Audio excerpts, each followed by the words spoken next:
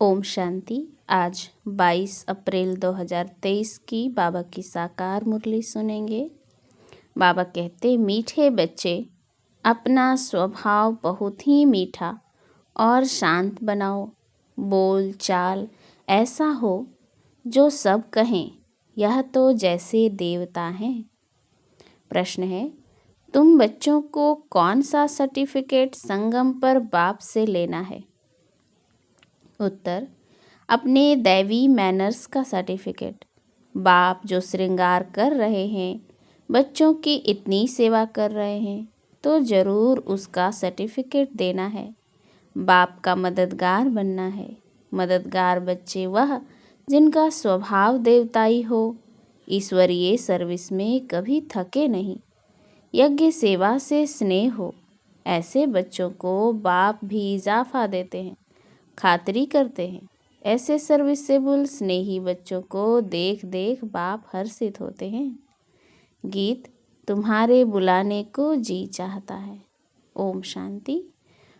भक्तों प्रति भगवानुवाच। जबकि भक्त सम्मुख हैं और भक्त जानते हैं कि भगवान बैठकर हमको ज्ञान के गीत सुनाते हैं, वह ज्ञान की डांस कराते हैं। अच्छा, इनसे फिर क्या होगा? कहते हैं, वह देवताओं माफिक सदा सुखी और हर्षित रहेंगे। भगवान को ही बेहद का बाप व विश्व का रचयिता कहा जाता है। वह है स्वर्ग का रचता। विश्व पहले पहले स्वर्ग है, फिर बाद में नरक बनती है, तो अब है नरक। मनुष्य भक्ति मार्ग में धक्के खाते रहते हैं। भक्त भगवान को याद करते हैं। आत्मा समझती है बाप हमारे लिए स्वर्ग की सौगात ले आएंगे। वही रचयिता है। स्वर्ग का मालिक बनाने लिए आकर राजयोग सिखाते हैं। कहते हैं, बाप को और विश्व के मालिक पने को याद करो। जब विश्व का रचयिता बुद्धि में आता है तो समझा जाता है परम पिता परमात्मा नई विश्व रचते हैं। यह विश्व मनुष्य मात्र के रहने का स्थान है। बाप बेहद का मालिक है, तो जरूर बेहद की बड़ी दुनिया ही रचेंगे। कोई छोटा घर तो तुम्हारे लिए नहीं बनाएंगे, वह तो लौकिक बाप बनाते रहते हैं। यह तो नया विश्व बनाते हैं।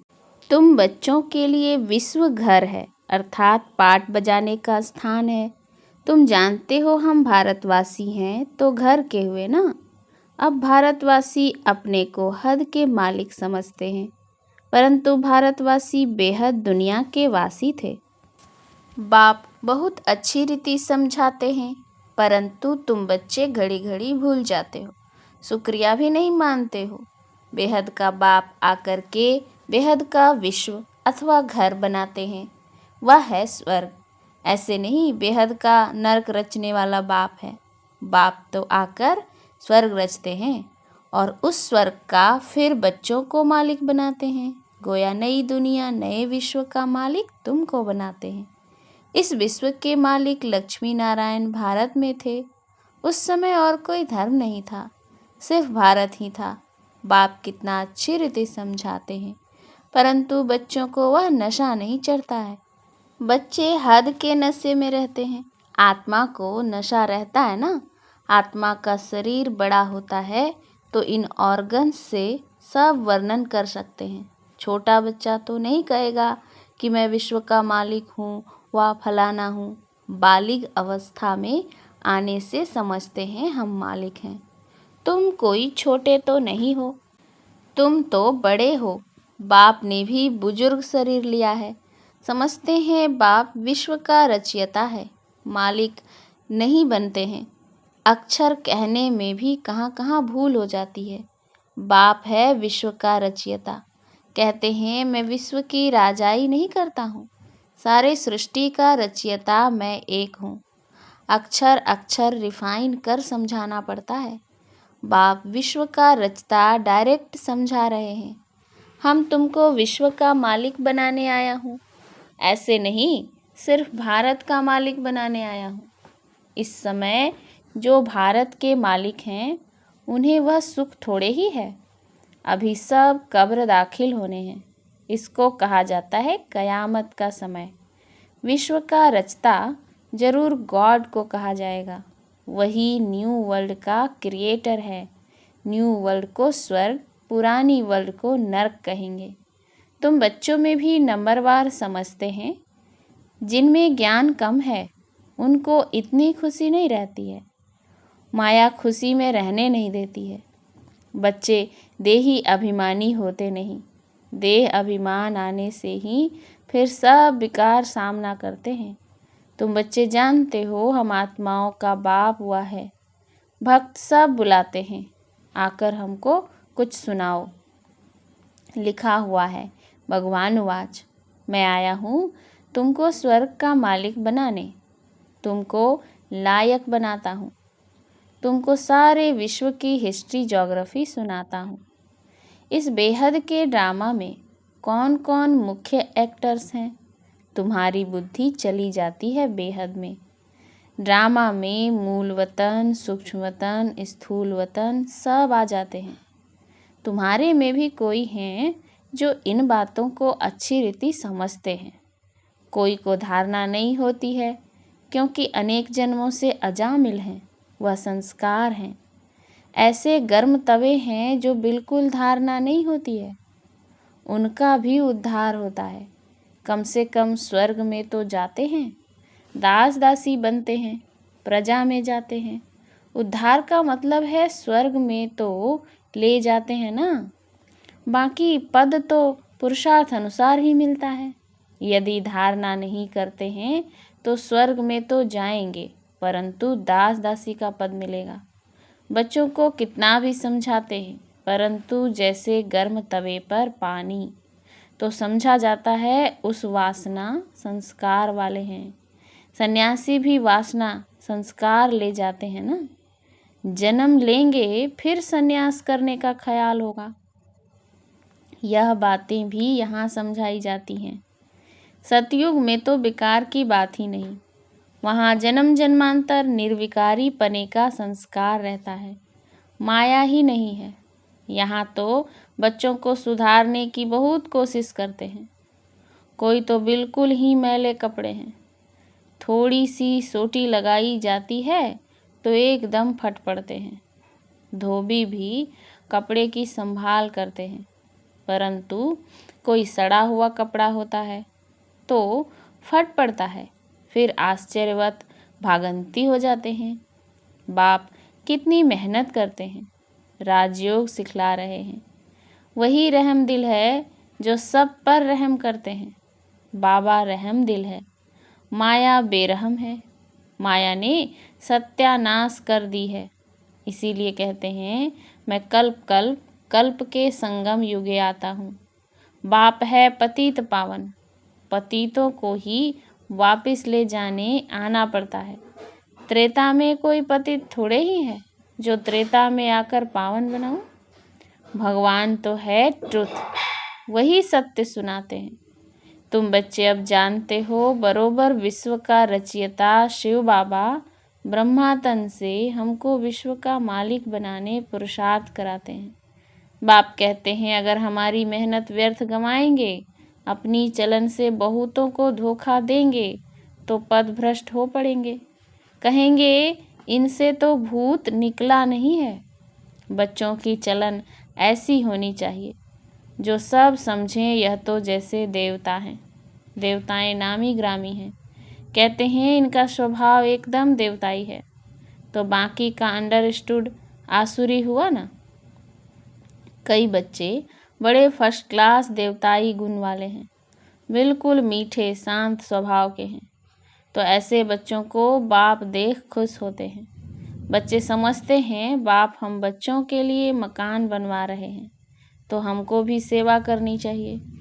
तो ऐसे बच्चे बहुत दिल पर चढ़ते हैं। जो बिगर कहने से काम करे वह देवता, कहने से करे वह मनुष्य, कहने से भी न करे तो वह मनुष्य से भी बदतर हुआ। बाबा भी कहते हैं बच्चे अगर योग में नहीं रहेंगे तो माया की धूल में खत्म हो जाएंगे। बाबा बार बार समझाते हैं, श्रीमत पर चलते रहो, आसुरी कर्तव्य नहीं करो। बोलना चलना बड़ा मीठा रखना है। देवताएं कितने मीठे स्वभाव के हैं। भारत में राज्य करते थे, यथा राजा रानी तथा प्रजा दैवी स्वभाव के थे। बाप आता है स्वर्ग का मालिक बनाने, तो बाप के साथ कितना मददगार बनना चाहिए। सर्विस में आपे ही काम में लग जाना चाहिए। ऐसे नहीं मैं थक गया हूँ, फुर्सत नहीं है। समय पर सब काम करने में कल्याण है। यज्ञ सर्विस का इजाफा शिव बाबा देते हैं। यह बाबा करके बाहर से थोड़ी खातिरी करेंगे, दिल लेंगे। वह बाबा है बेहद की दिल लेने वाला, यह है हद की दिल लेने वाला। बच्चों की दैवी चलन देखते हैं तो फिर कुर्बान जाते हैं। बिगर कहे जो बच्चे सर्विस में तत्पर रहते हैं उनको कहा जाता है देवता। देवताओं को कुछ कहने की दरकार नहीं होती। वहाँ आसुरी स्वभाव होता नहीं। यहाँ कई बच्चे माता पिता की मत पर नहीं चलते हैं तो अपना ही नुकसान करते हैं। बाप कहते हैं मैं परम धाम से आता हूँ बच्चों की सेवा में। मेरी मत पर नहीं चल कितनों को दुख देते हैं। कल पहले भी ऐसे हुआ था। अमृत पीते पीते फिर पतित बन पड़ते हैं।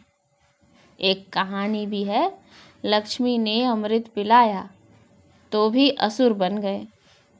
तो कभी भी किसको दुख देने का प्रयत्न नहीं करना है, नहीं तो सारा राज्य भाग्य गंवाए डंडे खाने लायक बन पड़ेंगे। बाबा ने समझाया है मैं धर्मराज हूँ। इनडायरेक्ट कुछ करते थे तो हद की अल्पकाल की सजा भोगते थे। अब डायरेक्ट आकर फिर भी बाबा की मेहनत बर्बाद करते हो तो बहुत सजा खानी पड़ेगी। हम तुमको देवता बनाते हैं, माया फिर आकर तुमको असुर बनाती है। बाप बार बार समझाते हैं दैवी गुण धारण करो। गाया भी हुआ है, राम राज्य में जानवर भी एक दो को प्यार करते थे, इकट्ठे एक तालाब पर जल पीते थे। यहाँ तो अमृत पीकर फिर असुर बन ट्रेटर बन पड़ते हैं। ब्राह्मण कुल भूषणों को फिर तकलीफ देते हैं, फिर उनकी फिर कितनी दुर्गति होती होगी। बाप आते हैं सदगति देने, तो तुम बच्चों को दैवी गुण वाला बनना है, आपे ही सर्विस करनी है। बाप भी सर्टिफिकेट देंगे। जो निश्चय बुद्धि अच्छे हैं वह सदैव बाप को याद करते रहेंगे। उनको ख्याल रहता है नाम बदनाम नहीं करेंगे, आसुरी गुण नहीं दिखाएंगे।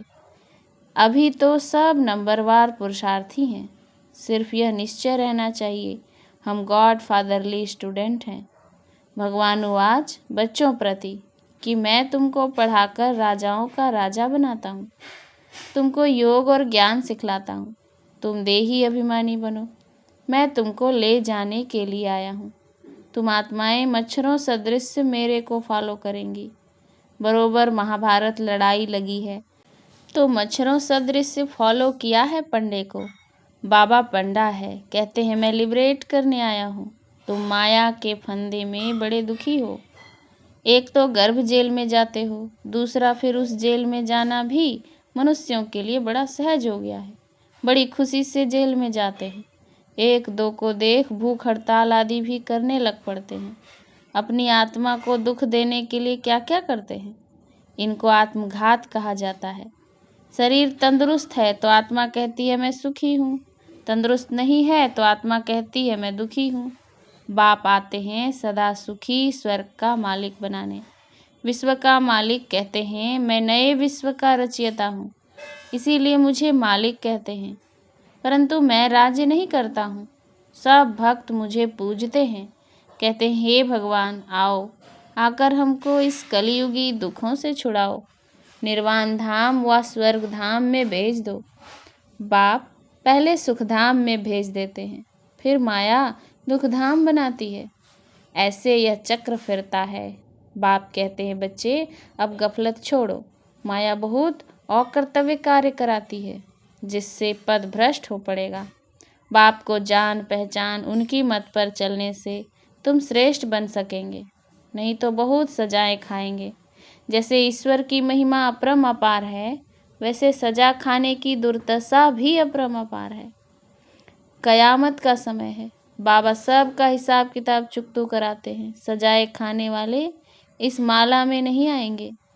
बाप कहते हैं सिर्फ इतना याद करो, विश्व का रचयिता नॉलेजफुल गॉड फादर हमको पढ़ाते हैं, वह जरूर विश्व के मालिक बने का वर्षा देंगे। इतना याद रहे तो भी हंसते खेलते रहेंगे। अच्छा, मीठे मीठे सिकिलधे बच्चों प्रति माता पिता बाप दादा का याद प्यार और गुड मॉर्निंग। रूहानी बाप की रूहानी बच्चों को नमस्ते। हम रूहानी बच्चों की रूहानी बाप दादा को याद प्यार गुड मॉर्निंग और नमस्ते नमस्ते नमस्ते। धारणा के लिए मुख्य सार। पहला, अपना बोलचाल बहुत मीठा रखना है, कोई आसुरी कर्तव्य नहीं करना है, दैवी मैनर्स धारण करने हैं। दूसरा, बाप की सर्विस में बिगर कहे मददगार बनना है, बाप की मेहनत का रिटर्न अवश्य देना है, गफलत नहीं करनी है। वरदान, बुद्धि रूपी विमान द्वारा सेकंड में तीनों लोकों का सैर करने वाले सहज योगी भव। बाप दादा बच्चों को निमंत्रण देते हैं कि बच्चे संकल्प का स्विच ऑन करो और वतन में पहुंचकर सूर्य की किरणें लो, चंद्रमा की चांदनी भी लो, पिकनिक भी करो और खेल कूद भी करो।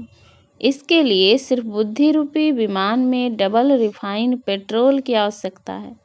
डबल रिफाइन अर्थात एक निराकारी निश्चय का नशा कि मैं आत्मा हूँ, बाप का बच्चा हूँ। दूसरा, साकार रूप में सर्व संबंधों का नशा। यह नशा और खुशी सहज योगी भी बना देगी और तीनों लोकों का सैर भी करते रहेंगे। स्लोगन, श्रेष्ठ कर्म का ज्ञान ही श्रेष्ठ भाग्य की लकीर खींचने का कलम है। अच्छा, ओम शांति।